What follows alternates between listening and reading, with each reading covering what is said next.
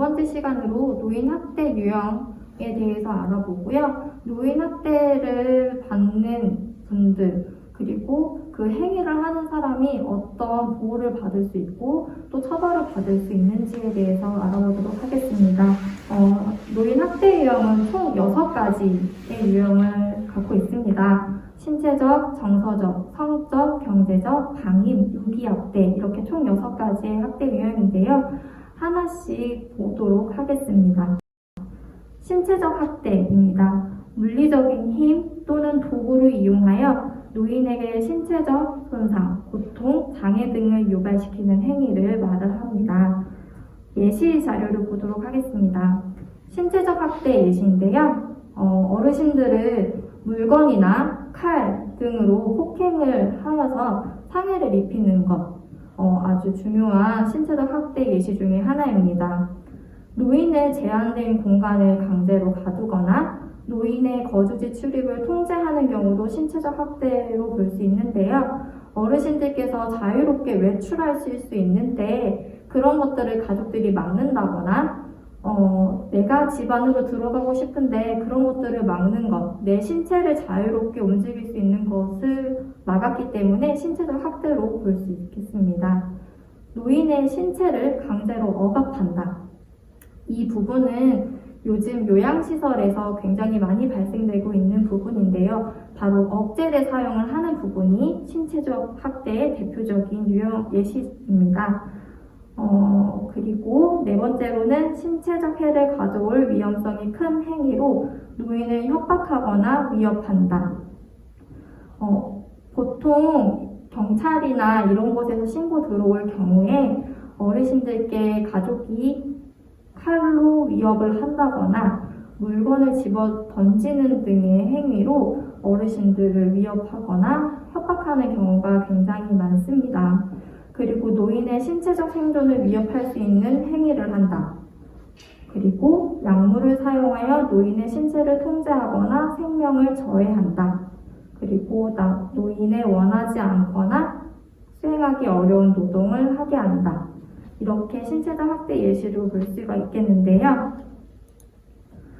어르신들께서 이제 고혈압이라던가 당뇨, 치매로 인해서 주기적으로 드셔야 되는 약물들이 있을 수 있는데 그런 것들을 못 먹게 한다거나 혹은 내 질환과는 상관없는 약을 복용해서 내 신체에 위해를 가질 수 있는 것들을 적용을 한다면 그것도 신체적 학대로 볼 수도 있겠습니다. 그리고 어르신들께서 원하지 않거나 하고 싶지 않은데 강제로 일을 하게 하는 부분도 노인 학대, 신체적 학대로 볼 수가 있는데요.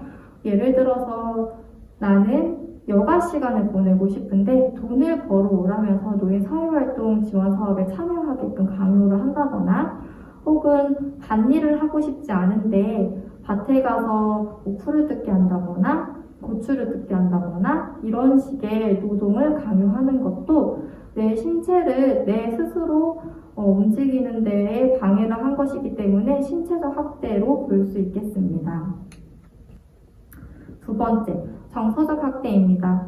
정서적 학대는 비난, 모욕, 위협 등의 언어 및 비언어적 행위를 통해서 노인에게 정서적으로 고통을 주는 행동입니다. 제일 많은 학대 접수가 들어오는 경우인데요. 첫 번째로 노인과의 접촉을 기피한다. 어르신들께서 같은 생활 공간을 사용을 하지만 어르신들이 들어오게 되면 가족들이 방 안으로 들어간다거나 가족들이 거실에 나와 있다면 어르신은 방 안에서 못 나오게 한다는 등 이렇게 접촉을 기피하는 경우는 내 감정을 상하게 했기 때문에 정서적 학대로 볼 수 있습니다. 그리고 두 번째로 노인의 사회관계 유지를 방해하는 것인데요. 어르신들께서 경로당이라던가 노인복지관, 노인문화센터 등 내 사회관계를 위해서 이용할 수 있는 곳이 있는데 이런 곳들을 이용하는 것을 방해를 한다거나 어르신들 간의 이간질을 통해서 나의 그 사회관계 유지를 하는 것에 방해를 하는 것도 정서적 학대로 볼 수 있겠습니다. 그리고 어른들께 욕설을 한다거나 고함을 친다거나 혹은 수치심을 느낄 수 있는 감정이 상할 수 있는 말들을 하여서 어르신들이 감정을 상하게 만드는 것도 정서적 학대로 볼 수 있습니다. 그리고 네 번째로는 노인과 관련된 결정 사항에 대해서 의사결정 과정에서 소외시키는 것인데요. 예를 들면 이사를 가는 과정에서 어르신만 제외하고 이야기를 나눈다거나 혹은 병원에 입원하는 것 그리고 요양시설에 입소하는 것에 대해서 어르신을 제외하고 가족들끼리 상의를 하여 결정하는 것도 소외감을 느낄 수 있게 한 행동이기 때문에 정서적 학대로 볼 수 있습니다. 다음 영상은 가정에서 일어난 학대는 아니지만 영상 하나 가져왔는데요. 요즘 많은 어르신들께서 입소해서 생활하시는 요양시설에서 일어난 영상입니다.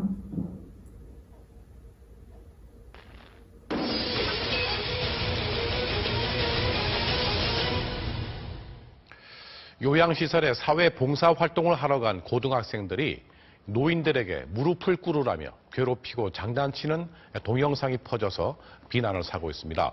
너무 정도가 심해 경찰이 형사처벌까지 검토하고 있습니다. 나연호 기자입니다. 끌어라. 이게 뭐하는 겁니다.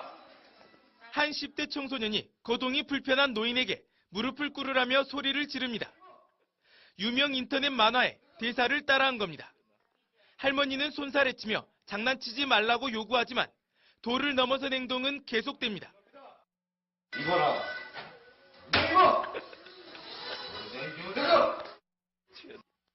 안정이 필요한 다른 병실의 노인에게도 반말로 큰 소리를 치고 침대 난간을 강하게 흔들기까지 합니다. 등장하는 10대들이 재미삼아 찍었다며 직접 인터넷에 올린 걸로 알려진 이 동영상은 어제부터 온라인상에서 빠르게 퍼지면서 거센 비난을 받고 있습니다. 영상을 보시는 것처럼 학생들이 봉사활동으로 요양시설에 갔었는데요. 그런 직원들이 관리하고 있는 시간에는 봉사를 열심히 했지만 그들끼리 있는 시간에 입소해 계신 어르신들께 자기들만의 용어로 감정을 상하게 하는 언사들을 했기 때문에 정서적 학대로 볼 수 있습니다. 세 번째로는 성적 학대입니다. 성적 학대는 성적 수치심 유발 행위나 성폭력, 성폭력에는 성희롱, 성추행, 강간 등이 있을 수 있겠고요. 노인의 의사에 반하여 강제적으로 행하는 모든 성적 행위를 성적 학대로 볼 수 있습니다. 성적 학대 예시로는요. 첫 번째, 노인에게 성폭력을 행한다. 어르신의 동의 없이 성행위를 하는 것은 성적 학대입니다. 두 번째로는 노인에게 성적 수치심을 주는 표현이나 행동을 한다. 대표적인 행동으로는요. 어르신께 직접적으로 수치심을 느낄 수 있는 단어나 언행들을 해서 어르신들이 수치심을 느끼게 하는 것 성적 학대이고요. 어르신의 동의 없이 신체 부위, 가슴, 엉덩이, 팔 등도 어르신께서 동의하지 않았는데 만지는 것도 성적 학대 유형 중 하나입니다.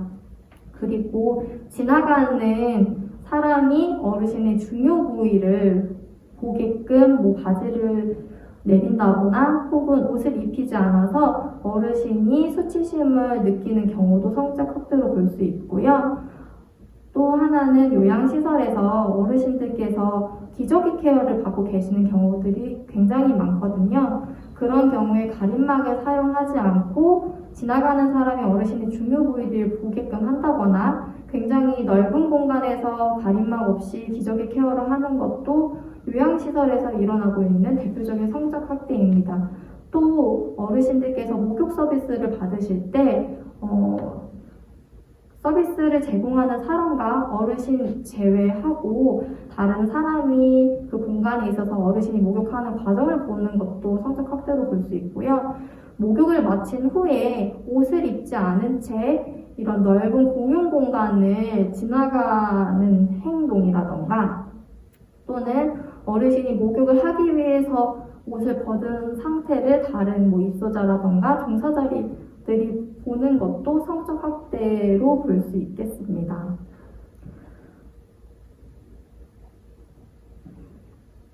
성적 학대가 어르신들께는 일어나지 않을 수 있다라고 생각을 하시는 분들이 간혹 계시는데요. 그래서 뉴스 자료들을 좀 살펴보니까 가족 안에서 일어난 성적 학대 기사는 조금 찾아보기 힘들었지만 타인에 의한 성적 학대를 경험한 그래서 징역형이라던가 벌금형이라던가 이렇게 법적 처벌을 받은 사례들도 있었는데요. 다음 보는 영상도 그런 부분에서 성적 학대를 받은 어르신에 대한 뉴스 자료가 있어서 가지고 왔습니다.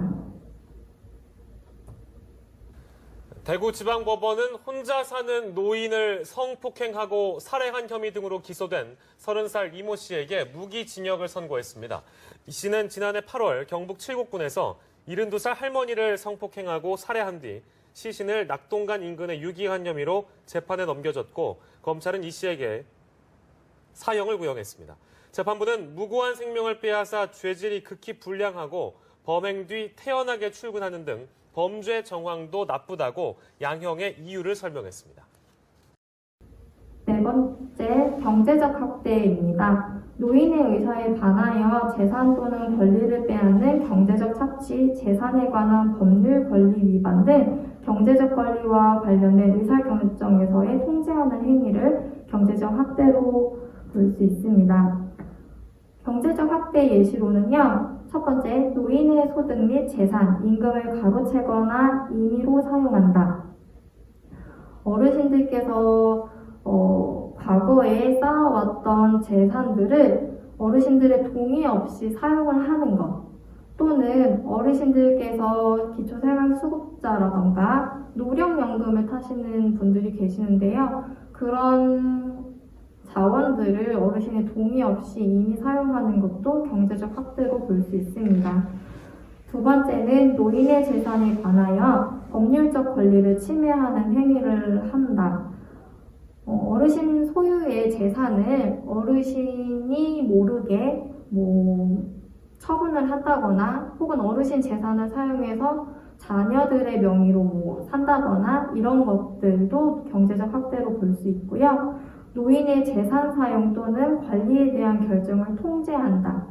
어르신이 하고 싶지 않지만 강압적으로 이런 부분들에 대해서 행사하게끔 조종하는 것, 협박하는 것 이런 것도 경제적 학대 유형으로 볼 수 있습니다. 다섯 번째, 방임학대입니다. 부양의무자로서의 책임이나 의무를 의도적, 비의도적으로 거부, 불이행 혹은 포기하여 노인의 의식주 및 의료를 적절하게 제공하지 않는 행위를 방임학대라고 하고요. 또 방임학대 유형 중에서는 자기 방임이라고 해서 어르신 스스로가 최소한의 자기 보호 관련 행위를 포기해서 심신이 위험한 상황 또는 사망에 이르게까지 되는 자기 방임도 방임학대에 포함되어 있습니다. 방임학대 예시로는 거동이 불편한 노인의 의식주 등 일상생활 관련 보호를 제공하지 않는다. 두 번째, 경제적 능력이 없는 노인의 기본적 생존을 위한 경제적인 보호를 제공하지 않는다. 세 번째, 의료 관련 요구가 있는 노인에게 의료적 보호를 제공하지 않는다. 네 번째, 자신을 돌보지 않거나 돌봄을 거부함으로써 노인의 생명이 위협받는다. 어르신들께서 노화의 과정으로 인해서 시력이 퇴화되거나 청력이 퇴화되거나 이제 그런 경우들이 굉장히 많이 일어나고 있는데요. 이런 부분에 있어서 돋보기라던가 틀니라던가 보청기라던가 지팡이 등 고장부를 사용해야 되는 경우들이 있는데 어르신이 필요하다고 호소했음에도 불구하고 그리고 자녀들이 경제적으로 여건이 돼서 준비해 줄 수 있음에도 그런 요구들을 무시하고 방치하는 것도 방임학대로 볼 수 있습니다. 그리고 경제적인 능력이 없는 어르신들이 의식주가 해결될 게끔 뭐 경제적인 지원이 있을 수도 있고요. 자주 찾아뵙고 들여다보는 그런 과정들을 생략한 채 방치해서 어르신들의 신체가 굉장히 위험한 상황에까지 이르게끔 하는 것도 방해 확대로 볼 수 있습니다. 여기서 어르신들이 가끔 이제 연락을 주셔서 하시는 말씀 중에 하나가 자녀들로부터 연락이 잘 오지 않는다라고 말씀하시는 경우가 있는데요. 이 부분은 이제 지속성을 조금 들여다봐야 될 필요가 있어요. 어르신께서 일상생활이 혼자 스스로 유지가 가능하시고 또 경제적으로 이제 어려움이 없는 상황인데 단순히 자녀들에게 연락이 오지 않는다고 해서 방해 확대로 보는 것은 아니고요. 어르신들께서 분명하게 부양 의무자의 도움이 필요한 상황인데도 불구하고 가족들이 그리고 인지하고 있거나 인지하지 못했다고 하더라도 방치하는 그 상황을 봤었을 때 방해 확대로 볼 수 있겠습니다. 네. 방해 확대 유형 중에는 자기 방해 확대 유형도 있는데요. 바로 어르신들 스스로가 방치하는, 그래서 생명이 위협받는 상황이 있을 수 있겠습니다.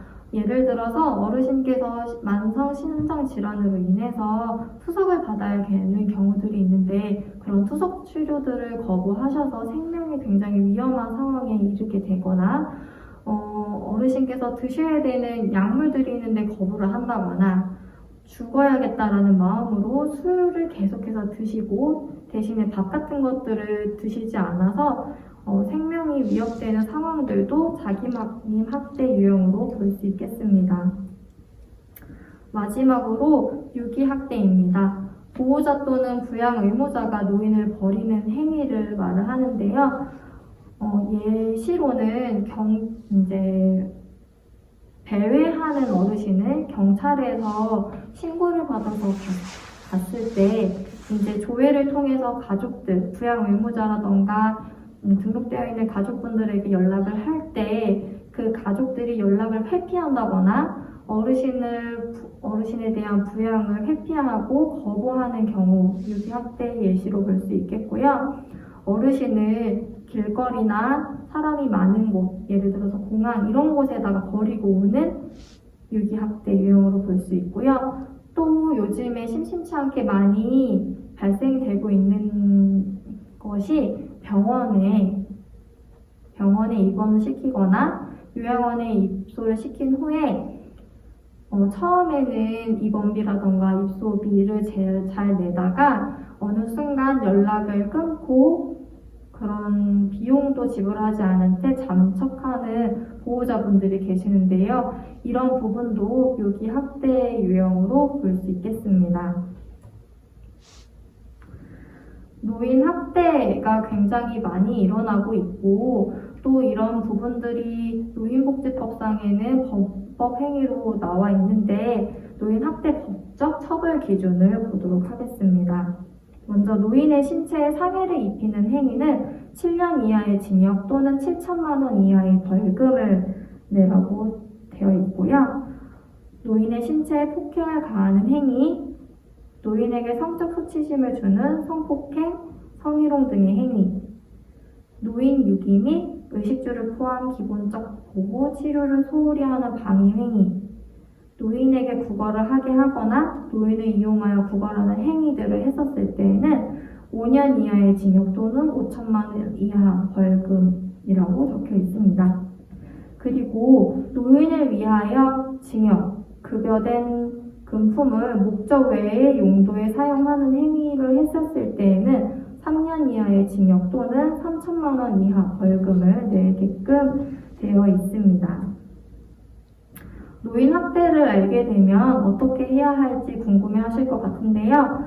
아래에 4개의 번호가 나와 있습니다. 노인보호 전문기관은 1577-1389, 보건복지 콜센터는 129, 정부민원 안내 콜센터는 110번, 경찰관은 112번인데요.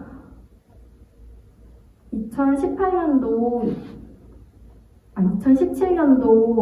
하반기 이후에는 경찰로 신고된 건 중에 65세 어르신들이 노인 학대가 의심되는 피해를 받으신 경우에는 노인보호 전문기관으로 경찰이 통보를 하게끔 되어 있습니다. 1577-1389 노인보호 전문기관 번호가 어려우신 분들은 노인 학대 피해를 받고 계시거나 혹은 그런 피해를 받고 계신 분들을 알아서 도움을 줘야겠다고 생각이 드실 때 경찰 신고를 통해서 도움을 요청하시는 것도 하나의 방법이라고 볼 수 있겠습니다. 다른 사람에게 도움을 청하지 못하는 이유는 무엇이 있을까요? 먼저 자식에게 말했다가 나에 대해 부담을 갖게 하기 싫다는 이유가 있을 수 있겠고요. 이곳에서 나가게 되면 더 이상 갈 곳이 없다. 혹은 내가 문제를 말한 걸 알게 된다면 나를 더 이상 돌봐주지 않을까 두렵다라는 마음에 신고를 주저하시는 분들이 계시다고 합니다. 그러면 지금 영상을 보시는 어르신들께서는 만약 학대 피해를 받고 있는 분들을 알고 있다면 신고를 주저하는 이유 중엔 어떤 것들이 있을까요? 먼저 내가 일하는 직장에 피해가 될 수 있기 때문에 신고를 주저하는 경우도 있을 수 있겠고요. 또 신고한 거를 그 가족들이 알았었을 때 나한테 해코지할 게 걱정되는 마음에 주저하시게 되는 경우들도 있을 거고, 또 신고 내용을 말하게 되면은 개인정보보호법이나 비밀누설에 위반되지 않을까 하는 걱정에 주저하는 경우들이 있을 수 있는데요. 신고자의 신분과 비밀은 보장이 됩니다. 노인복지법 제39조의 6, 제3항에 따라서 신고인의 신분은 보장이 됩니다. 당연히 보장을 받으셔야 되고요. 그렇게 노출이 되게끔 저희가 일을 진행을 하지 않기 때문에 도움이 필요한 어르신들이 계시다면 주저하지 마시고 경찰이나 노인보호 전문기관에 신고를 해주시면 좋을 것 같고요. 신고인의 신분보호 및 신원 노출 금지 의무를 위반한 자는 노인복지법 제57조에 따라서 1년 이하의 징역 또는 1천만 원 이하의 벌금에 처하게 됩니다. 그리고 노인복지법 제39조의 12에 따라서 학대 노인의 보호와 관련된 내용은 비밀이 보장이 됩니다. 아래에 작은 글씨로 나와 있는데요. 저와 같이 학대 노인의 보호와 관련된 업무에 종사했거나 종사하는 자는 그 직무상 알게 된 비밀에 대해서는 누설하지 못하게 되어 있습니다. 그렇기 때문에 신고하신 분이 누구인지, 어떤 신고 내용으로 신고를 했는지에 대해서 외부인에게 절대 발설을 할 수 없기 때문에 걱정하지 마시고 신고를 해주시면 어려움을 겪고 계신 분들께 큰 힘이 될 것 같습니다. 다음 영상은 노인보호 전문기관에서 어떻게 어르신들께 도움을 드리고 있는지 나온 영상인데요. 함께 보도록 하겠습니다.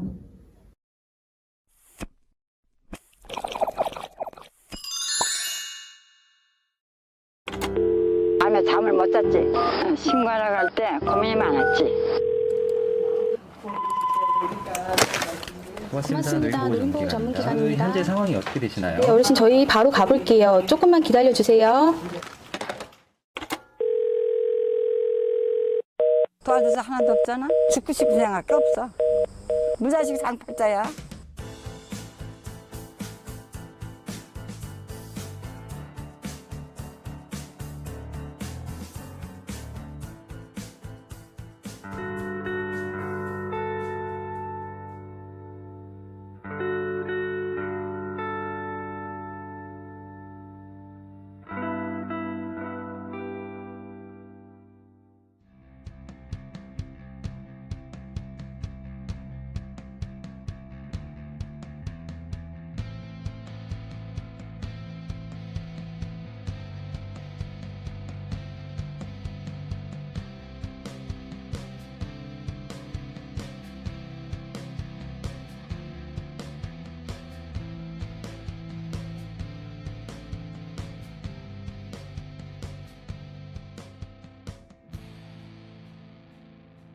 쉼터들한테 좋지. 어머니 부모한테 효자 노릇해도 그렇게는 못해서. 쉼터는 말 그대로 쉼터라는 곳이기 때문에 저는 최대한 어르신이 몸과 마음이 편안하게 할 수 있도록 저희 쉼터에서 운영하고 있는 프로그램이 나들이도 가고 노래교실이나 미술교실, 상담도 이루어지고 의료 지원도 해드리고요. 푸드 테라피, 뷰티 테라피 프로그램들이 되게 많아요. 혼자 있는 시간보다는 같이 놀이도 하고 외롭지 않게 프로그램을 운영하고 있어요.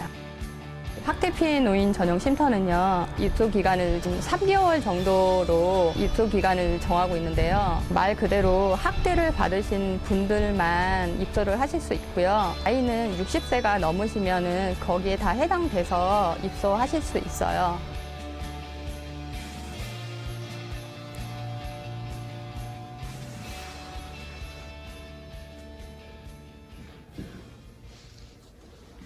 노인학대 퀴즈인데요.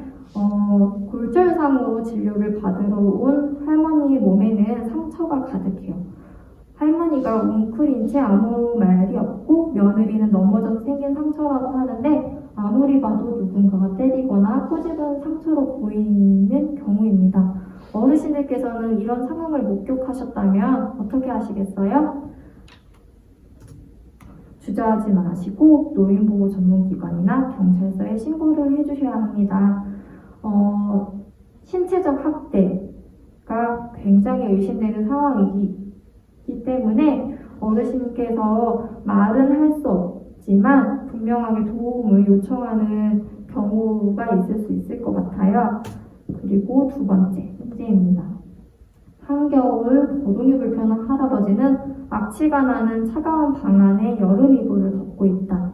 수급비는 알아서 사용한다고 하시지만 상한 음식만 보이고 돌봄의 흔적이 보이지 않는다.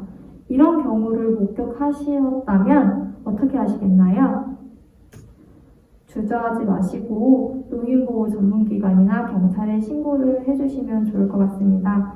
이 사례 같은 경우에는 방임학대 그리고 자기방임학대가 굉장히 의심이 되는 상황인데요. 한겨울에 여름 이불을 덮고 있는 거 조금 이상하게 보일 수 있겠죠. 그리고 수급비는 알아서 사용하신다고 하지만 상한 음식만 드시고 가족들이 오고 간 흔적이 보이지 않는다면 분명하게 방임학대로 볼 수 있겠습니다. 어르신들께서 내 문제가 아니어도 내 주변에서 이런 학대의 어려움을 겪고 계시는 분들이 있을 수 있거든요. 오늘 강의를 통해서 노인 학대 6가지에 대해서 다시 한번 생각을 해보시고 내 주변에 이런 문제를 겪고 있는 사람이 있다면 어르신들께서 따뜻한 목소리로 그 어려움을 겪고 있는 분들께 희망을 전해주셨으면 좋겠습니다. 이상으로 노인 학대 예방 교육을 마치도록 하겠습니다.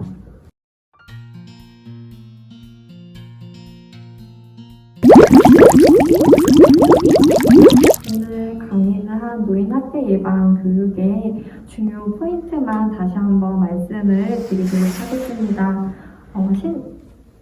학대 유형에는요, 총 6가지의 유형이 있습니다. 신체적 학대, 정서적 학대, 경제적 학대, 성적 학대, 방임학대, 유기학대 이렇게 총 6가지가 있는데요. 신체적 학대는 어르신들의 신체에 손상을 입히는 행동 혹은 위협적인 행동을 하는 것을 신체적 학대라고 볼 수 있습니다. 제일 중요한 부분은 어르신께 물건을 던진다거나 칼로 위협을 한다거나 혹은 내 신체를 자유롭게 움직이지 못하게 집안의 출입을 막는다거나 혹은 강제로 노동을 시킨다던가 이런 부분들이 바로 신체적 학대라고 볼 수 있겠습니다. 두 번째는 정서적 학대입니다. 언어적이든 비언어적이든 어르신들의 정서적으로 고통을 유발하는 행동을 정서적 학대라고 볼 수 있는데요. 어르신들께 고함을 친다거나 욕설을 한다거나 혹은 어르신들이 수치심을 가지실 수 있는 혹은 자존심이 상하게 하는 말들을 하는 것도 정서적 학대라고 볼 수 있겠고요. 말은 하지 않지만 어르신들이 집 안으로 들어가면 가족들이 방 안으로 뿔뿔이 흩어진다거나 어르신이 방 안에서 나오지 못하게끔 언행들을 하는 경우들도 정서적 학대라고 볼 수 있습니다. 세 번째는 성적 학대입니다. 어르신의 동의 없이 신체를 만지는 것, 혹은 내 중요 부위를 다른 사람이 보게끔 행동을 하는 것, 그리고 수치심을 느낄 수 있는 발언들을 해서 어르신들이 기분이 상하게 하는 것도 성적 학대라고 볼 수 있습니다. 네 번째로는 경제적 학대입니다. 어르신의 의사에 반해서 재산을 사용하거나 권리를 빼앗는 등의 행동들을 하는 건데요. 어르신들께서 가지고 계신 재산을 임의적으로 사용을 한다거나 기초생활수급비라던가 노령연금들을 어르신의 동의 없이 임의적으로 체크카드를 사용해서 사용한다거나 통장에서 인출을 한다거나 이런 부분들도 경제적 학대라고 볼 수 있고요. 어르신 소유의 건물이라던가 땅들을 어르신 동의 없이 처분을 하거나 혹은 재산을 사용해서 자녀들 명의로 이제 돌린다거나 이런 부분도 경제적 학대로 볼 수 있습니다. 방임학대는 부양 의무자나 노후자가 어르신에 대한 부양을 제대로 하지 못하는 것들 방임이라고 하고요. 방임학대 유형에는 자기방임이라고 해서 어르신 스스로가 생명을 해치는 행위들을 하는 것을 방임학대로 봅니다. 어르신들께서 필요한 보장구, 틀니, 돋보기, 지팡이 같은 보장구를 필요하다고 요청을 했는데도 불구하고 무시하는 경우 어르신들께 필요한 것들을 제대로 제공하지 않는 것도 방임학대로 볼 수 있고요. 어르신께서 의료적인 처치가 필요한데도 불구하고 그런 치료들을 제대로 받을 수 있게끔 하지 않다거나 방해하는 행동들도 방임학대로 볼 수 있겠습니다. 그리고 어르신 스스로가 술을 많이 드신다거나 혹은 약물들을 지속적으로 복용을 해야 하는데 복용하지 않으신다거나 치료를 거부하시는 경우들은 자기 방임학대로도 볼 수 있겠습니다. 그리고 유기학대는요, 어르신을 어떤 공간에다가 버리고 오는 행동을 유기학대라고 하는데요. 병원이라던가 요양원이라던가 입소를 시킨 후에 연락을 받지 않고 그런 시설들의 어르신을 버리는 행동들, 그리고 사람이 많은 곳에 어르신을 버리고 온 뒤에 어떤 경찰이라던가 공공기관에서 연락이 오는 것을 받지 않고 받는다 하더라도 부양을 거부하는 행동들은 유기학대라고 볼 수 있습니다. 어르신들께서 이런 어려움, 6가지의 유형의 복합적인 학대의 어려움을 겪고 계신 분들을 발견하신다면 도움을 요청하는 기관들을 아셔야겠죠. 바로 노인보호 전문기관, 그리고 보건복지 콜센터, 그리고 정부민원 안내 콜센터, 그리고 경찰서 이렇게 총 4곳이 있는데요. 번호들은 1577-1389, 그리고 보건복지 콜센터는 129번, 정부민원 안내 콜센터는 110번, 경찰서는 112번입니다.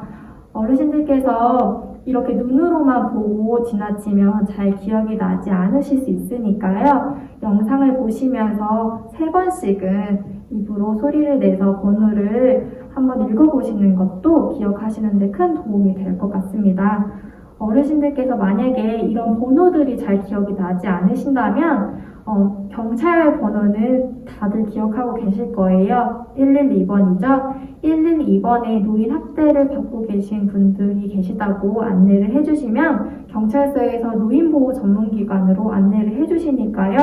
이 4가지의 번호가 다 기억나지 않는다 하시면 경찰을 통해서 도움을 요청하는 것도 하나의 방법이라고 볼 수 있겠습니다. 어르신들께서 이렇게 6가지의 유형, 학대 유형을 알아보셨고요. 또 학대를 받고 있는 분들에 대해서 어디에 신고해야 되는지 이제 오늘 강의를 통해서 분명히 아셨을 거라고 생각이 듭니다. 주변을 한 번 더 돌아보시고 도움이 필요한 분들이 계시다면 신고인에 대해서는 비밀 보장이 잘 되니까요. 걱정하지 마시고 주저하지 마시고 신고를 해주시면 좋을 것 같습니다.